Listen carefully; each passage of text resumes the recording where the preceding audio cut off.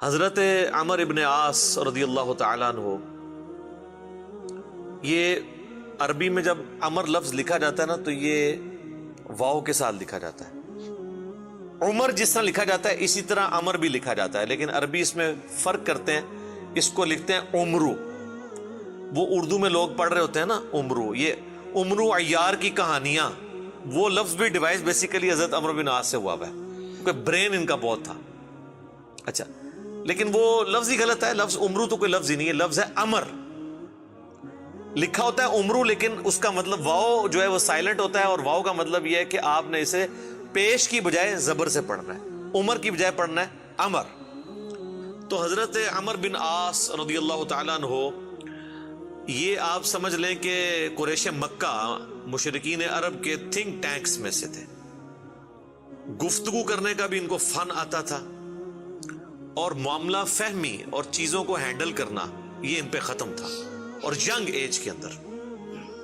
اس کا اندازہ آپ اس بات سے لگائیں کہ جب مسلمان ہجرت کر کے نجاشی کے پاس چلے گئے تو مشرکین عرب نے اپنا سفیر بنا کر جس شخص کو بھیجا کہ وہاں پہ جا کے ایک عیسائی بادشاہ سے مقدمہ لڑ سکے اور نعوذ باللہ مسلمانوں کو وہاں سے دوبارہ ملک بدر کروایا جائے، تو جس شخصیت کا انتخاب کیا وہ عمر بن عاص تھے۔ اس وقت ظاہر وہ مسلمان نہیں ہوئے تھے۔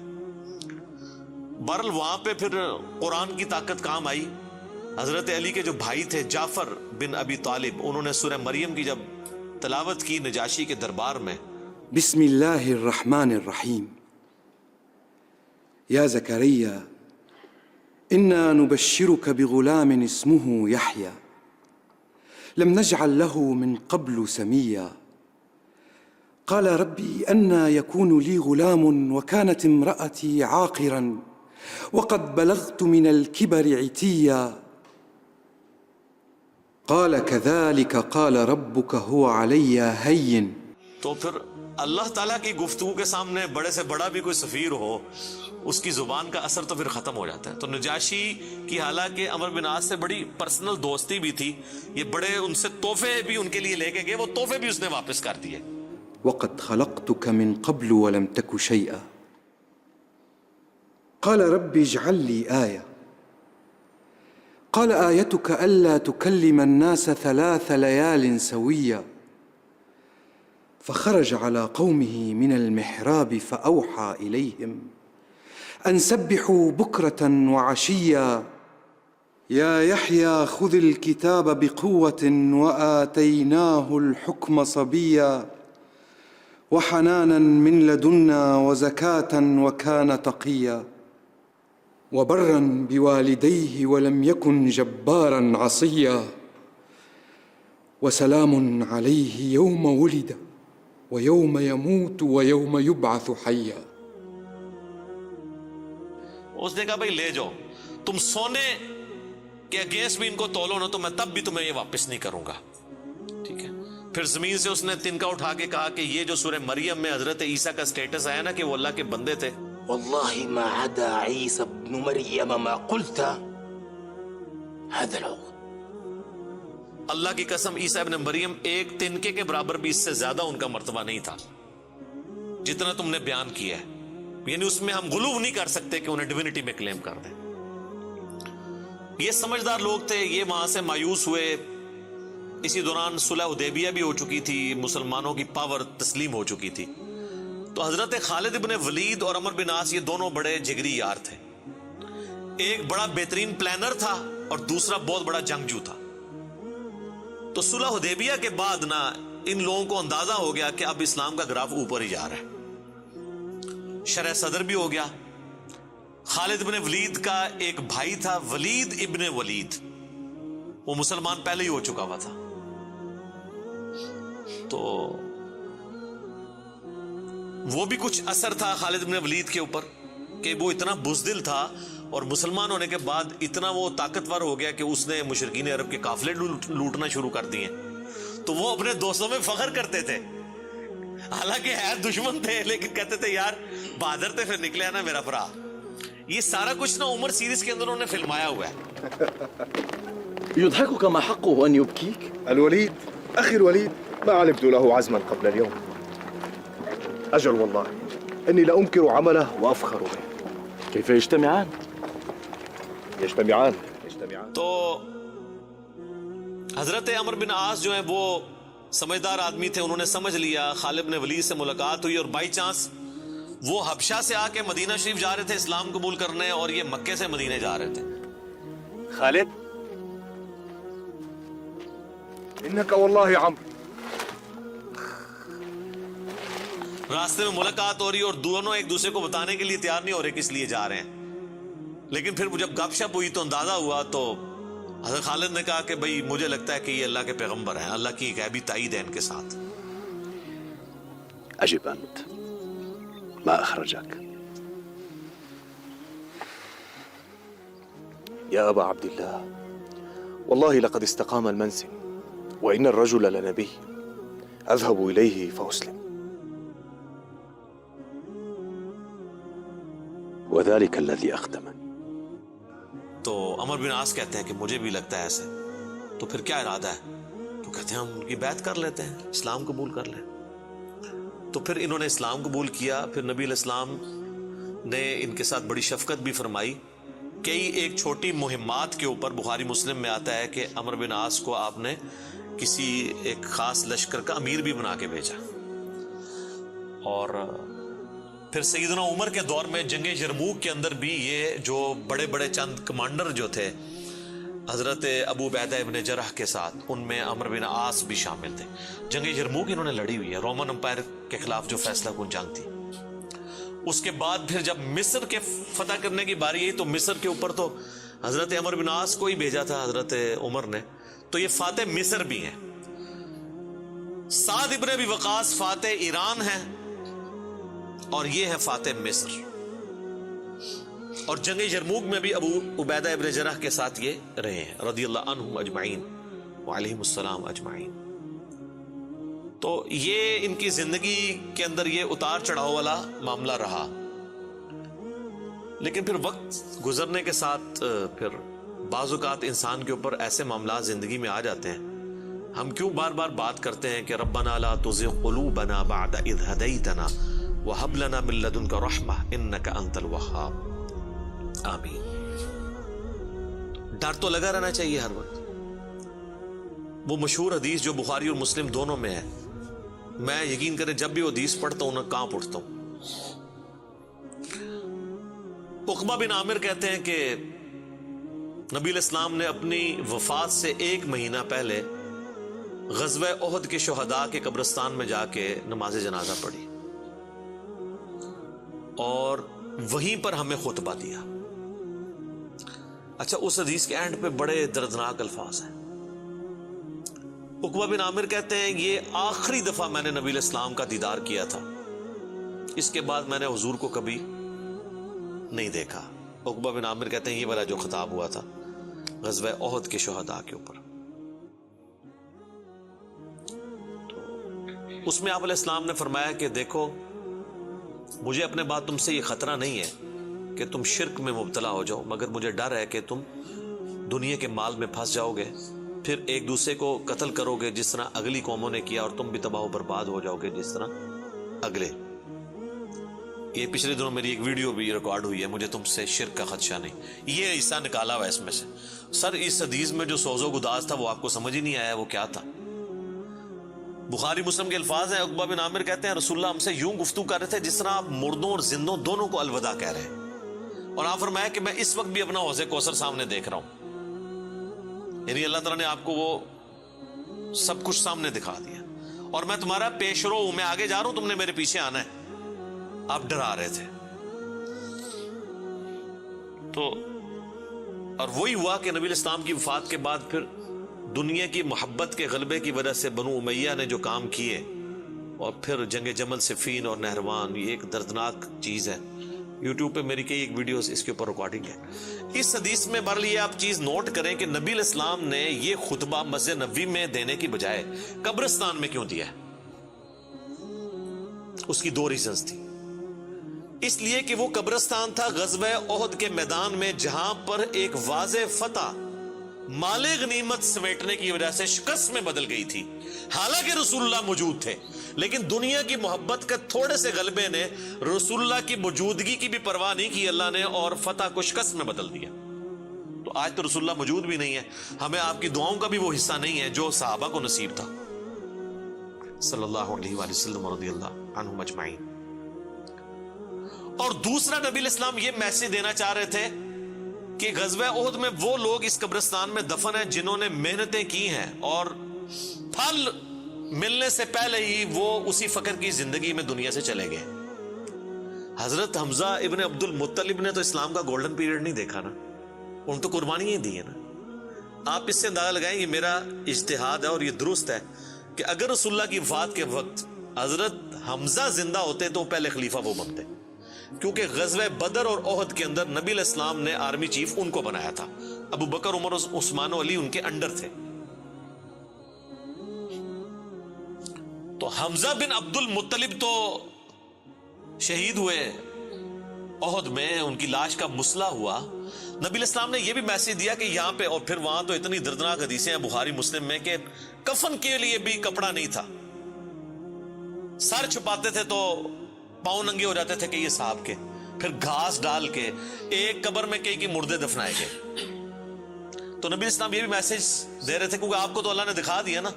اسی حدیث بخاری مسلم میں آتا ہے کہ اللہ تعالیٰ نے زمین کے خزانوں کی چابیاں مجھے دے دی ہیں، اور جو بریلوی کہتے ہیں کہ حضور ہی سب کچھ بانٹ رہے ہیں، خدا کا نام ہے۔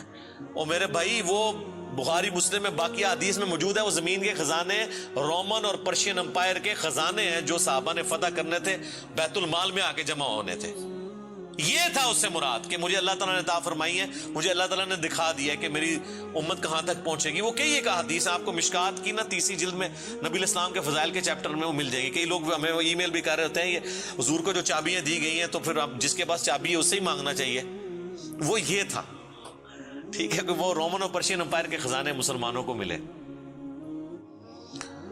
تو بہرحال اسی کی ایگزیکیوشن بعد میں ہوئی ہے، اور حضرت عمر بن عاص بھی اس، یعنی آپ سمجھ لیں سسٹم کا کسی درجے تک حصہ بنے، اور یہ میں ان پہ کوئی فتویٰ نہیں لگا رہا، وہ خود مانتے تھے کہ میرے ساتھ ایسا معاملہ ہوا۔ مجھے حضرت عمر بن عاص سے یہ چیز یاد آئی، بڑی رکت انگیز حدیث ہے جس میں ان کے قبول اسلام کا واقعہ بھی ہے۔ صحیح مسلم میں کتاب الایمان چیپٹر میں شروع ہی میں 321 نمبر حدیث ہے انٹرنیشنل نمبر کے مطابق، اور میرے یہ جو کربلا والا ریسرچ پیپر جس میں میں نے 200 احادیث جمع کی ہیں، اس کے اندر بھی آپ کو مل جائے گی۔ جنگ صفین کے حوالے سے میں وہ حدیثیں لے کے آیا ہوں۔ صحیح مسلم میں 321 نمبر۔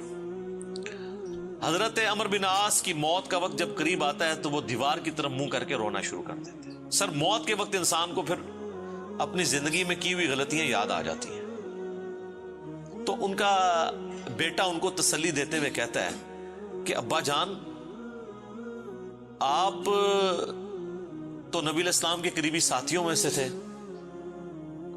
آپ نے رومن امپائر کی جنگیں لڑی ہوئی ہیں، جنگ یرموک، جہاد میں آپ شامل رہے ہیں، اتنے اتنے بڑے فضائل ہیں آپ کے لیے۔ تو حضرت عمر بن عاص اسے ٹوکتے ہیں، وہ کہتے ہیں کہ تم نے ایک فضیلت تو چھوڑ دی جو سب سے بھاری تھی ہمارے نزدیک، یعنی صحابی ہونے سے بھی بھاری فضیلت اس اعتبار سے، اور وہ ہے اس بات کی گواہی دینا کہ اللہ کے سوا کوئی معبود نہیں اور محمد اس کے رسول ہیں صلی اللہ علیہ وآلہ وسلم۔ تو انہوں نے کہا تم نے یہ چیز چھوڑ دی ہے، اصل چیز تو یہ ہے، ہاں جب یہ چیز حاصل ہو جائے پھر صحابی ظاہر ہے ایک بہت بڑی فضیلت ہے، لیکن صحابی بنتا ہی وہ ہے جو پہلے اس کلمے کا اقرار کرے۔ تو کہتے ہیں کہ اب وہ بیٹے کو وجہ بتاتے ہیں اپنے رونے کی، کہتے ہیں کہ بیٹا ایک وہ وقت تھا کہ مجھے رسول اللہ سے بڑی دشمنی تھی، نعوذ باللہ، اور میری زندگی کی سب سے بڑی خواہش تھی کہ اگر رسول اللہ صلی اللہ علیہ وآلہ وسلم کے بارے میں مجھے کوئی موقع ملے تو میں انہیں قتل کر دوں، نعوذ باللہ۔ میرا دل ان کے بغض سے بھرا ہوا تھا۔ اے میرے بیٹے، اگر میں اس وقت مر جاتا تو سیدھا جہنم میں جاتا، لیکن پھر اللہ تعالیٰ نے میرا سینہ اسلام کے لیے کھول دیا۔ رسول اللہ صلی اللہ علیہ وآلہ وسلم کی محبت میرے دل میں جاگزی ہوئی، اور وہ کہتے ہیں پھر مجھے اس دنیا میں رسول اللہ سے بڑھ کر کوئی محبوب نہیں تھا صلی اللہ علیہ وسلم۔ اور کہتے ہیں میرے بیٹے، پوری زندگی نبی علیہ السلام سے مجھے محبت اور عقیدت کا وہ لیول تھا کہ میں نے کبھی بھی آنکھ بھر کے حضور کے چہرے کی طرف نہیں دیکھا، اور اگر تم مجھ سے پوچھو نا کہ میں حضور کے چہرے کے خد و خال بیان کروں تو نہیں کر سکتا. میں نے زندگی میں حضور کی ادب کی وجہ سے کبھی آپ کے چہرے کو نگاہ بھر کے بھی نہیں دیکھا. اوئے ہائے ہائے. اور کہتے ہیں میرے بیٹے میں اس وقت مر جاتا تو سیدھا جنت میں جاتا جب میں نے اسلام قبول کر لیا. اور پھر وہ ساتھ بتاتے ہیں, کہتے ہیں میں جب اسلام قبول کرنے کے لیے گیا تو نبی علیہ السلام نے اپنا دایاں ہاتھ آگے بڑھایا تو میں نے بھی آگے بڑھا کے پیچھے کھینچ لیا, اور میں نے کہا یا رسول اللہ پہلے مجھے گارنٹی دیں کہ میرے پچھلے سارے گناہ معاف ہوں جو میں نے اسلام کے خلاف کیے ہیں.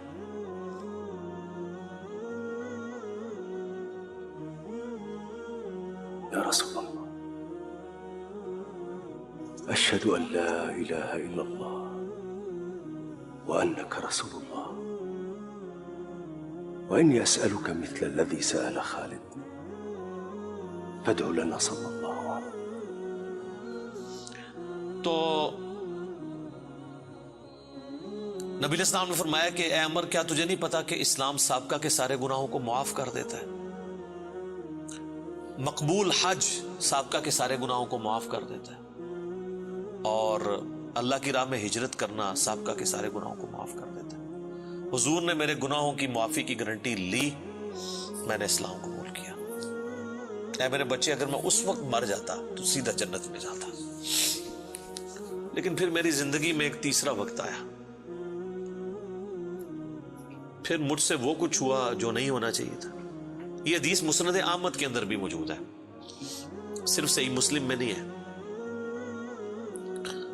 اس میں تو خیر اور بہت سارے الفاظ ہیں, وہ میں بعد میں وہ طریق بیان کرتا ہوں. کہتے ہیں بہرحال پھر مجھ سے جو کچھ ہوا, اب میں اللہ سے امید کرتا ہوں کہ اللہ تعالیٰ مجھے معاف کرے گا, آمین. جب میں مر جاؤں تو میری قبر کے ساتھ, میری لاش کے ساتھ, میت کے ساتھ کوئی آگ نہیں ساتھ لے کر جانی, اور نہ کوئی نوحہ کرنے والی عورت ساتھ لے کے جانی ہے. اور مجھے دفنانے کے بعد میری قبر کے اوپر پانی چھڑک دینا, جس طرح نبی علیہ السلام کی سنت ہے کہ آپ دفنانے کے بعد پانی چھڑکتے تھے.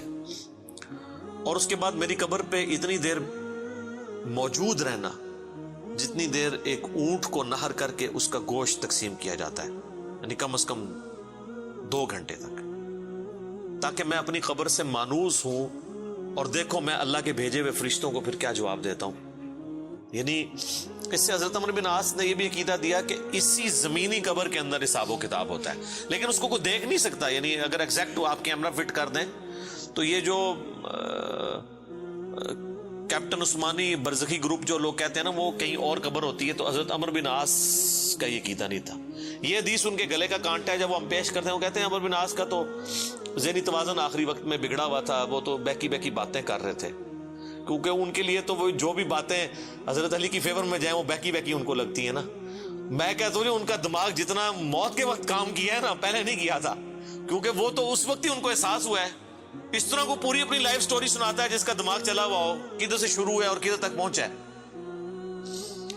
اچھا یہ حدیث مسند احمد میں بھی آتی ہے, اس میں جو ہے نا الفاظ ہیں کہ وہ گھبراہٹ کی وجہ سے نا دیوار کی طرف منہ کر کے روتے ہیں. تو ان کا بیٹا جب پوچھتا ہے کہ کیا آپ موت کے خوف کی وجہ سے رو رہے ہیں, وہ کہتے ہیں میں موت کی وجہ سے نہیں رو رہا, میں رو رہا ہوں اس بات کو کہ مرنے کے بعد میرے ساتھ کیا بنے گا, موت کے بعد آنے والے حالات کے بارے میں. یہی تو سر ہم آپ کو کہہ رہے ہیں کہ مرنے سے پہلے اے مسلمان کر لے اس پہ غور, کتابوں کا خدا اور ہے, بابوں کا خدا اور. اچھا ایک اور طریقہ ہے مسند امام احمد میں اس کے ساتھ ہی کہ موت کے وقت جب انہیں گھبراہٹ ہوتی ہے نا تو وہ دیوار کی طرف منہ کر کے زاروں قطار روتے ہیں.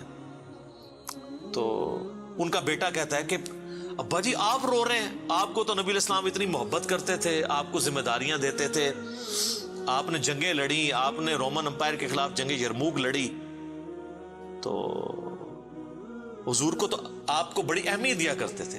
سر اس پہ آپ ذرا جواب سنیں عمر بن عاص کا. وہ کہتے ہیں اللہ کی قسم مجھے پوری زندگی یہ بات معلوم نہیں ہو سکی کہ حضور مجھ سے واقعی محبت کرتے تھے یا صرف تالیف قلب کے لیے، میرا دل رکھنے کے لیے مجھے کبھی کو پوسٹ دے دیا کرتے تھے. لیکن 2 بندے ایسے ہیں جن کے بارے میں دل سے گواہی دیتا ہوں کہ رسول اللہ اپنی وفات تک ان سے محبت کرتے تھے. ایک ابن سمیہ عمار ابن یاسر، اور دوسرا ابن ام عبد عبداللہ ابن مسعود. اب عمار بن یاسر ان کو کیسے بھول سکتا تھا؟ عمار کو تو مارا ہوا تھا انہوں نے صفین کے اندر. تو وہ کہہ رہے ہیں کہ حضور مجھ سے محبت کرتے تھے نا، تو مجھے نہیں لگتا کہ وہ اندر سے کرتے تھے یا میرا دل رکھنے کے لیے. بعض اوقات بندہ کسی کو oblige بھی کر دیتا ہے نا تعریف قلب کے لیے. لیکن 2 بندے ایسے تھے، میں کہتا ہوں کہ حضور واقعی ان سے محبت کرتے تھے، ابن سمیہ اور ابن ام عبد. پھر عبداللہ بن مسعود کے بارے میں اور عمار بن یاسر کے بارے میں جب انہوں نے یہ بات کی نا، تو ان کا بیٹا کہتا ہے کہ پھر انہوں نے دیوار کی طرف منہ کر لیا اور زاروں کے تار رونا شروع کر دیا. اور پھر ساتھ ساتھ یہ بول رہے تھے کہ اے اللہ، تو نے ہمیں جن باتوں کا حکم دیا ہم نے وہ کام چھوڑ دیے، اور تو نے ہمیں جن چیزوں سے منع کیا تھا ہم وہ کام کرتے رہے. اب تیری مغفرت کے سوا کوئی چارہ نہیں ہے. اور پھر ان کا بیٹا کہتا ہے کہ بس یہی جملے وہ پڑھتے رہے کہ ان کی روح پرواز کر گئی. آخری ان کا کلام یہی تھا کہ اللہ، جو جن کاموں سے تو نے روکا وہ ہم کرتے رہے، اور جن چیزوں کا تو نے حکم دیا ہم اس کی مخالفت کرتے رہے، تیری مغفرت کے سوا کوئی چارہ نہیں ہے. تو اسی حدیث میں الفاظ ہیں کہ وہ جو میں نے بتایا مسند احمد والی جو حدیث ہے کہ میری زندگی میں جو 3 پیریڈ آئے، اس میں انہوں نے پھر تیسرا کہا کہ پھر میں حکومتی معاملات میں، بادشاہت کے معاملات میں پڑ گیا. صحیح مسلم میں تو ایمبیگوس الفاظ سے، مسند احمد والے طریق میں ہے کہ میں بادشاہت سے جا ملا، یعنی وہ ملوکیت والا وہ جو معاملہ تھا وہ اسی کو ہی رو رہے تھے. مسند امام احمد میں ایک حدیث ہے کہ جب عمار بن یاسر کی قتل کی خبر ملی جنگ صفین میں، تو ایک شخص آ کے عمر بن عاص کو بتاتا ہے کہ عمار قتل ہو گئے ہیں. تو حضرت عمر بن عاص بلند آواز سے پڑھتے ہیں انا للہ و انا الیہ راجعون، اور وہ بھاگتے ہوئے حضرت معاویہ کے پاس جاتے ہیں اور کہتے ہیں کہ معاویہ، تو عمار کو ہماری فوج نے قتل کر دیا، عمار قتل ہو گئے، اور میں نے رسول اللہ سے سنا تھا کہ عمار کو ایک باغی جماعت قتل کرے گی. تو حضرت معاویہ بجائے یہ کہ رجوع کرنے کے، عمر بن عاص کو کہتے ہیں کہ تو اونٹ کی طرح اپنے پیشاب میں پھسلتا ہے، یعنی تجھے خود یہ اس حدیث کا پتہ ہے اور تو خام خواہ اس کا چرچا کر کے لوگوں کو بتانا چاہ رہا ہے کہ علی حق پہ ہے اور ہم نہ حق ہیں. تو ہم نے اس کو مارا ہے، اس کو تو علی نے مارا ہے، نہ علی لاتا اس کو اور نہ وہ جنگ کے اندر قتل ہوتا ہے، یہ تو علی نے لا کے ہمارے نیزوں کے آگے اسے پھینکا ہے، نعوذ باللہ. اتنی باطل تعویل کی. اور المستدرک الحاکم میں اور باقی کتابوں میں حدیث کی ملتا ہے کہ جب حضرت علی کو اس کی خبر ملی نا، تو انہوں نے کہا کہ پھر معاویہ یہ کہنا چاہتا ہے کہ حمزہ کا قاتل رسول اللہ تھے، کہ نہ وہ جنگ احد میں ساتھ لے کے آتے نہ حمزہ قتل ہوتا. تو جو شخص جس کی فیور میں قتل ہو رہا ہوتا ہے وہ تو اس کا قاتل نہیں ہوتا، مخالف ہی قاتل ہوتا ہے. تو پھر مسند احمد میں ایک اور حدیث ہے کہ عمار کے قتل ہونے کی جب خبر پہنچتی ہے نا، تو حضرت عمر بن عاص کہتے ہیں کہ میں نے خود رسول اللہ سے سنا تھا کہ عمار کو باغی جماعت قتل کرے گی، اور عمار کا قاتل اور مال لوٹنے والا آگ میں ہے. تو وہ جو شخص خبر لے کے آتا ہے نا، اس کو بھی ہاتھ پاؤں پڑ جاتے ہیں کہ ایک میں ان کو خبر دے رہا ہوں، ان کو خود بھی پتا ہے، تو یہ لوگ کیا کر رہے ہیں. تو حضرت عمر بن عاص اس کی بھی تعویل کرتے ہیں. وہ کہتے ہیں حضور نے جو جہنم کے بارے میں فرمایا تھا نا، وہ عمار کے قاتل اور مال لوٹنے والے کے لیے تھا، وہ ہمارے لیے نہیں ہے. اگرچہ ہم بھی جنگ لڑ رہے تھے لیکن ہمارے ہاتھوں سے تو نہیں وہ قتل ہوا. حالانکہ صحیح بخاری میں حدیث ہے عمار کو باغی جماعت قتل کرے گی، اور یہ حدیث میں نے بتایا ان کو پتہ بھی تھی. جماعت کے بارے میں الگ سے میں نہیں کہتا دوزخ میں جائے گی، اللہ اور بندے کا معاملہ ہے. تو انہوں نے کہا کہ یہ مال لوٹنے والا اور قتل کرنے والے کے بارے میں. اب مسند احمد میں موجود ہے کہ وہ صحابی صلح حدیبیہ کا صحابی تھا، ابو الغادیہ، جس نے عمار کو قتل کیا تھا، اور پوری زندگی پہ پھر وہ روتے تھے مجھ سے یہ کیا کام ہوا. تو اس پہ خیر ابن حجر اسقلانی نے بڑی کوشش کی ہے، انہوں نے بحث کی ہے کہ نہیں، صلح حدیبیہ کی فضیلت اسے کور کر لے گی، امید ہے کہ وہ جنت میں ہی جائے گا جہنم میں پھیرا لگائے بغیر. تو شیخ البانی نے پھر اس کے اوپر گرفت کی ہے کہ نہیں، جو عام فضیلت ہوتی ہے نا جب کسی معاملے میں تخصیص آ جائے تو عام فضیلت اٹھ جاتی ہے. جب حضور نے فرما دیا نا کہ مار کا قاتل اور مال لوٹنے والا جہنم میں ہے، تو اب یہ ایک تخصیص آ گئی ہے. جب تخصیص آ جائے نا تو حکم عام اٹھ جاتا ہے اس شخص کے لیے. لہذا آپ یہ تعویل نہ کریں. شیخ البانی یعنی انہوں نے حق گوئی کا مظاہرہ کیا. بہرحال یہ اللہ اور بندے کا معاملہ ہے، ہم کوئی کسی کی آخرت کا فیصلہ نہیں کرتے. بہرحال یہ حقیقت ہے کہ حضرت علی اپنی وفات تک ان لوگوں سے ناراض رہے ہیں. المصنف ابن ابی شیبہ میں موجود ہے.